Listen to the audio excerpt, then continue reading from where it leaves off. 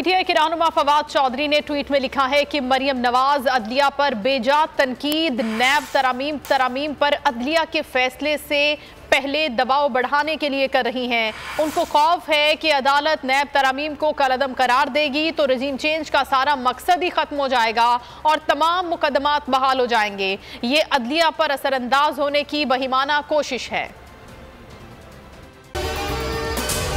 अगर आपको ये वीडियो पसंद आई है तो हमारे चैनल को सब्सक्राइब करें और बेल आइकन को प्रेस करें।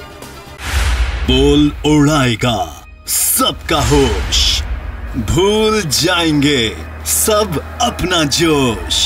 देखिए पाकिस्तान की सबसे बड़ी PSL ट्रांसमिशन सकलैन मुश्ताक, रमीज राजा, सुहेब अलवी, जमील फारूकी और फहीम खान के साथ खेल का जुनून रोजाना रात 11 बजे सिर्फ बोल न्यूज पर। सब्सक्राइब करें और बेल दबाएं ताकि कोई खबर रह न जाए।